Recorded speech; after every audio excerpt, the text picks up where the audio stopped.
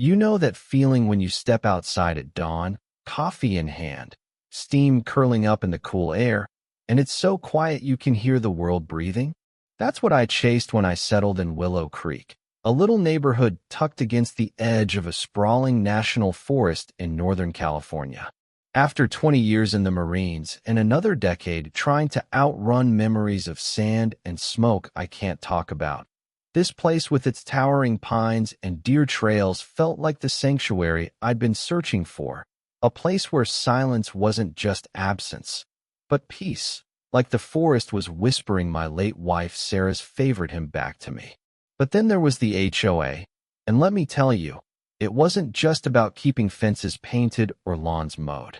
No, in Willow Creek, the HOA was a machine, and at its helm was Linda Harper, think bleached hair, always in a crisp blazer, with a smile so sharp it could cut glass. She didn't just run the HOA, she ruled it, like some suburban queen clutching her clipboard like a scepter. Me? I wasn't her type, no interest in her wine and cheese nights or kissing up at community barbecues. I just wanted to sip my coffee, tend my garden, and keep the memory of Sarah alive in the shade of the 2 redwoods where I'd scattered her ashes 5 years back. Trouble started in my second summer here, when the drought hit hard, 50 days without rain, the ground cracking like old leather, every pine needle a spark waiting to happen. I'd seen fires before, worked wildfire logistics in my consulting days, so I got to work, cleared brush, dug fire breaks, kept a hose ready by my shed. I wasn't trying to be a hero. I just knew what dry wind and carelessness could do. Then I saw the flyer red, white, and blue, screaming Willow Creek HOA presence. Patriots Blaze Extravaganza. A fireworks show right on the community lawn, 30 feet from a bone-dry forest, in the middle of a level 4 fire alert. I thought, no way, this has to be a typo. I showed up at the HOA meeting, calm as I could manage, and there's Linda, directing her minions like she's staging a Broadway show, boxes of mortars and Roman candles stacked behind her illegal stuff. Not your backyard sparklers. Linda, I said, keeping my voice steady. You're planning fireworks in a tinderbox? This is a gas can waiting for a match. She didn't even look up, just smirked. Oh, Tom, don't be so dramatic. The kids loved it last year, and we've got buckets of water. Relax. Buckets? For mortars? I pushed back. I've seen fires jump highways in seconds. You're gambling with our homes. Her eyes narrowed, that fake smile tightening. Maybe you shouldn't live so close to the woods, hon. Honorable, like she was scolding a child. That lit a fire in me, not the kind she was planning, but the kind that makes you dig in. I spent days pulling data, wind charts, burn histories, drought indexes. I emailed the HOA board, CC'd the fire marshal, even knocked on doors with a petition, got 25 signatures from neighbors who saw the madness.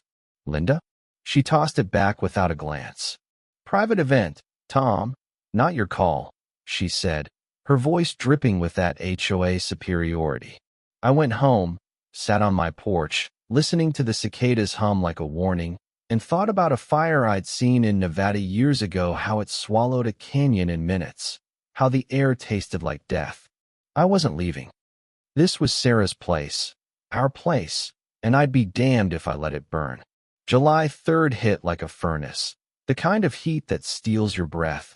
No clouds, no breeze, just a red flag warning screaming no sparks, no flames. I printed the alert, walked the neighborhood, handed it out. Some neighbors nodded, grateful. Others shrugged. Linda says it's fine. She's got a permit. A permit? In a fire ban? I doubted it. I marched to the HOA clubhouse, this tacky, overbuilt thing Linda had blown our dues on, and found her directing her crew, flags, and bunting everywhere, like a patriotic fever dream. Linda, I said, holding up the warning. This is from the county. Fireworks are banned. You're breaking the law. She rolled her eyes. Tom, you're exhausting. We've paid for everything. The kids need this. It's about joy. Joy, I snapped. This isn't joy. It's reckless. You're gonna burn us all down. Her face hardened. You're not the boss here, Tom. Oh, and your shed's out of code, expect a fine. Classic Linda, always swinging her HOA hammer. I went home, set up my drone with a thermal camera, and watched the wind forecast gusts up to 25 miles an hour.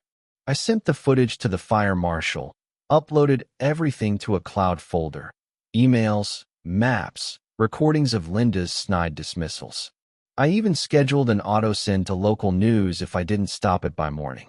Then I sat on my porch, staring at the redwoods, the moonlight catching their branches, and I knew this forest, older than this town, was about to face a fight it didn't ask for.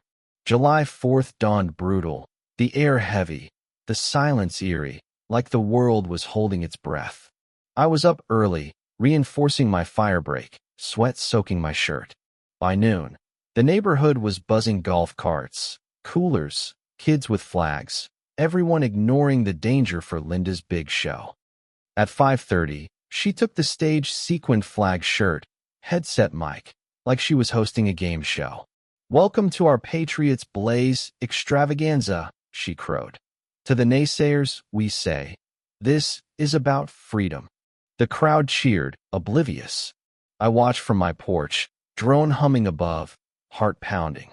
The first fireworks screamed up, bursting red, then blue, then a volley of sparks raining down. My drone caught at a spark, drifting, landing in the dry grass just beyond the lawn. 3 seconds, a flicker. 7, smoke. 10, flames. It was fast, too fast. I grabbed my hose, hooked it to my water tank, and started spraying my property line, praying I could save Sarah's trees. The crowd didn't notice at first, too busy oohing and awing. Then a kid screamed, pointing, and it hit them, flames racing through the grass, leaping to shrubs, a wall of fire roaring toward the forest. Chaos erupted. Chairs toppled, people ran, golf carts spun out. Propane tanks by the catering tent exploded, boom, boom, boom, shaking the ground, shredding the tent. Linda stood frozen on her stage, still clutching her mic, yelling nonsense as the fire tore up the hill toward her $2 million mansion, all glass and cedar, her pride and joy. I saw her face when she realized, mouth open, eyes wide, like the world had betrayed her. She screamed, not a yell, but a raw, animal howl that cut through the roar of the flames. Her house caught fast, shingles igniting like kindling, windows bursting. Neighbors dragged her back, but she kept pointing, screaming, as her kingdom burned.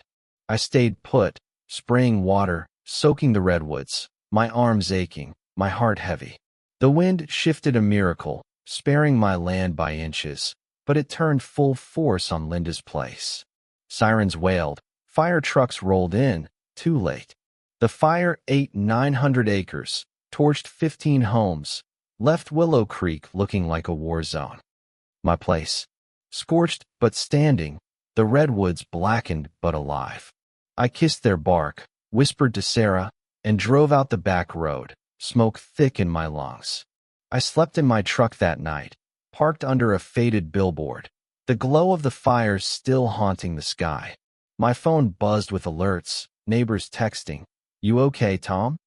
By dawn, the news hit. Worst HOA-driven fire in state history. I drove back under escort, past charred streets, the HOA clubhouse a pile of ash, Linda's mansion a skeleton of melted beams. A spray-painted wall read, "We warned you." I didn't write it, but I felt it. Mara, Linda's right-hand woman, found me later, her eyes red, clipboard shaking. "Linda's house is gone, Tom. Her cats didn't make it. She's at a shelter, just broken." I nodded, not cruel, just done. "She blames you," Mara said. "Says you cursed this." I laughed, bitter. "I didn't light the match, Mara." She looked away. "The HOA's done lawsuits. No insurance. The fireworks were illegal, black market stuff. Linda used our dues to buy them." Of course she did. The ATF showed up a week later, 2 agents in windbreakers, asking for my files. I handed over everything, drone footage, emails, Linda's voice sneering, "Mind your business." They stayed 2 hours, left saying, "You saved this case, Tom." I didn't feel like a hero, just tired. The investigation unraveled fast. Linda faced felony charges: reckless endangerment, environmental damage, misusing funds. 3 board members were complicit. One even helped smuggle the fireworks. The community turned on them. Lawsuits piled up, and Linda's name became a curse. But something else happened. Willow Creek changed. The HOA was scrapped, replaced by a co-op, transparent, no more power trips. I helped neighbors rebuild, taught them fire breaks, shared what I knew. People sent pies. A kid gave me a drawing. "Thanks for saving the trees, Tom." I didn't cry, but it hit deep. The forest started healing, 2 tiny green shoots pushing through ash, deer creeping back. We planted seedlings, not for show, but because it felt right. Linda came by one morning, a shadow of herself. No blazer, just a baggy sweatshirt, holding an envelope. "Apologies," she whispered, "to everyone who lost something." I took it, looked her in the eye. "It took fire to make you hear me, Linda." She nodded, barely, and left. I heard she took a plea: probation, restitution, planting trees she'd burned. Some wanted her locked up. I thought it fit. Let her dig in the dirt, feel the weight. The news made Willow Creek a cautionary tale, a spark for HOA reform across the state. I spoke at a fire safety conference, not for glory, but to warn: arrogance burns faster than wood. A senator shared my letter: "When the HOA ignores the wind," and it went viral. Strangers wrote, thanking me for speaking up, sharing their own stories of ignored warnings. I built a bench under Sarah's redwoods, carved "Let it grow" into the wood, and sat there, watching kids point at new saplings, feeling the silence shift from grief to hope. Here's the thing: truth doesn't need a megaphone, but it needs someone to stay, to fight, even when no one listens. Linda thought control was safety. I learned it's listening that saves us. So what do you think? Was Linda just reckless, or was the system built to let her fail? Have you dealt with an HOA like this, or someone who wouldn't hear reason until it was too late? Drop a comment. Share your story. Let's talk about what burns when no one listens.